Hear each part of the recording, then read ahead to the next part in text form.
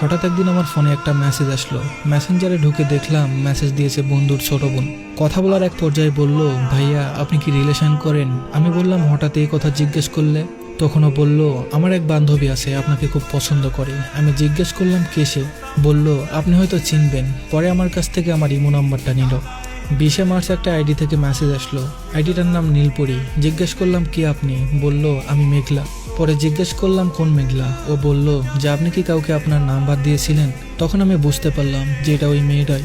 কথা বলার এক পর্যায়ে বলল, আমি আপনার সাথে রিলেশন করতে চাই, আপনাকে অনেক ভালোবাসি। এভাবেই আমাদের রিলেশনটা শুরু হয়। রিলেশনের 5 মাস আমাদের খুব সুন্দরভাবেই কেটে যায়। প্রতিদিন আমরা নিয়ম করে কথা বলতাম। ও আমাকে ছাড়া কিছুই বুঝতো না।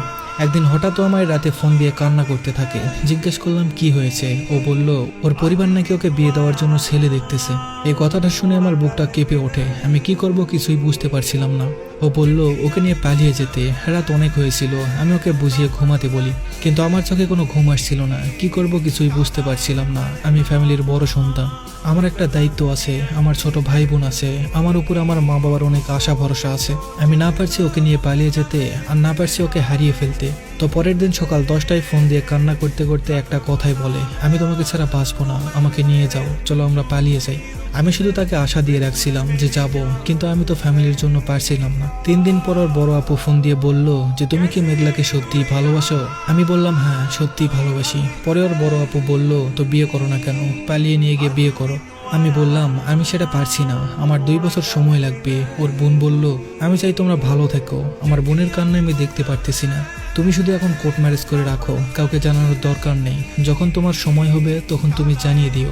এখানে যত কিছুই হোক, তোমার ভালোবাসার মানুষটা তোমার কাছেই থাকবে সব সময়। আমি অনেক চিন্তা ভাবনা করে পরে রাজি হলাম, কিন্তু এখন টাকা লাগবে। আমার কাছে টাকা নেই, কি করব ভেবে পাচ্ছিলাম না। পরে আমার বন্ধুকে ফোন দিয়ে সবকিছু বললাম। দিনটা ছিল মঙ্গলবার, 3 জুলাই 2023। ঠিক করলাম ওই দিনেই বিয়ে করব, কিন্তু কোনো একটা কারণে সেদিন আর হয়নি। তো পরের দিন সকাল 10টায় বাসা থেকে বের হলাম। দুপুরে মেঘলার বড় আপু, আমার বন্ধু আর বন্ধুর বউকে নিয়ে বিয়েটা সম্পন্ন করলাম।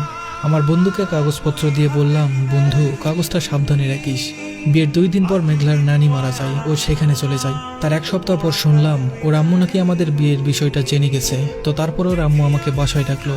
আমি অনেক ভয়ে ভয়ে গেলাম, অনেক কথা হলো। আমি বললাম আমার 2 বছর সময় লাগবে। ওর আম্মু বলল ঠিক আছে, সমস্যা নেই। ওনার কথা শুনে কিছুটা টেনশন কমে গেল। সবকিছু ঠিকঠাকই চলছিল। এভাবে প্রায় 6 মাস কেটে যায়। একদিন হঠাৎ করে ও বলল ওকে নাকি দেখতে এসেছে, ছেলেপক্ষকে নাকি ওর ভাই নিয়ে এসেছে। এই কথা শুনে আমি সাথে সাথে মেঘলার আম্মুকে ফোন দিলাম। ওর আম্মু বলল তুমি টেনশন করো না, আমি সব সামলে নেব। এরকম করে প্রায় 6-7টা ছেলেকে তাড়িয়ে দিয়েছে। 1 মার্চ 2024 হঠাৎ রাত 2টার সময় ফোন আসলো মেঘলার আম্মুর ফোন থেকে। আমি বাসায় ছিলাম না, আমি একটা কাজে বাইরে গিয়েছিলাম। ফোন দিয়ে বলল মেঘলার ভাই আব্বু নাকি ওকে জোর করে ফুফাতো ভাইয়ের সাথে বিয়ে দিয়ে দিয়েছে। এই কথাটা শোনার পর আমার মাথার উপর যেন আকাশ ভেঙে পড়ে। সেদিন কতটা কষ্ট নিয়ে আমি বাসায় ফিরেছিলাম সেটা শুধুমাত্র আমিই জানি। সেদিনের পর থেকে ঘুম নাই, খাওয়া নেই, শুধু কান্না করতাম। আমার পরিবার আমাকে নিয়ে অনেক টেনশন করতো। অবশেষে সবকিছু খুলে বললাম সবাইকে।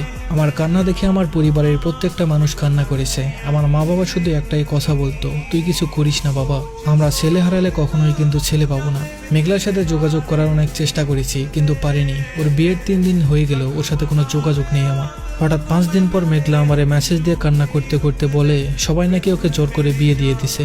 ওর আম্মু নাকি একবারের জন্য বলেনি ওর আমার সাথে বিয়ে হয়েছে। ওর আম্মু নাকি ওকে কসম দিয়েছে কিছু না বলতে। আমি বললাম দেখো, যা কিছু হওয়ার হয়েছে, তুমি চলে এসো আমার কাছে।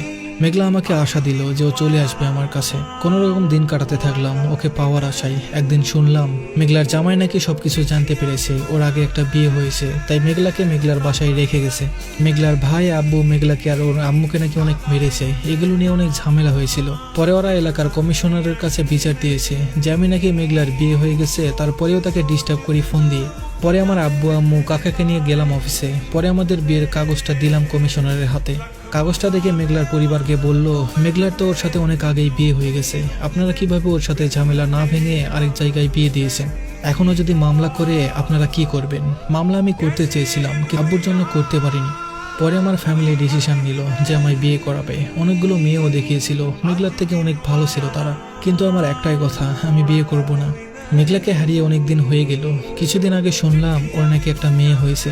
তখন আমি বিশ্বাস করলাম যে ওই দিন যে ওর ফ্যামিলিরা বলেছিল যে ও 1.5 মাসের প্রেগনেন্ট, কথাটা আসলে সত্যি ছিল।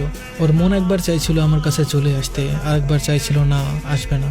আমি সবসময় চেয়েছি ও ভালো থাকুক, আজও দোয়া করি ও ভালো থাকুক। ভালো থাকার জন্যই তো ছেড়ে গেছে। কিন্তু আমার আজও মনে পড়ে ওই দিনগুলোর কথা। আমি আজও কান্না করি। প্রায় 1 বছর পার হয়ে গেল, তারপরেও ভুলতে পারিনি। সারা জীবনে হয়তো ভুলতে পারবো কিনা জানি না, তবুও দোয়া করি ভালো থাকুক আমার ভালোবাসা। আমার কাছে নাই বা ভালো থাকুক, যার কাছে আছে আল্লাহ তাআলা তার কাছে যেন তাকে ভালো রাখে।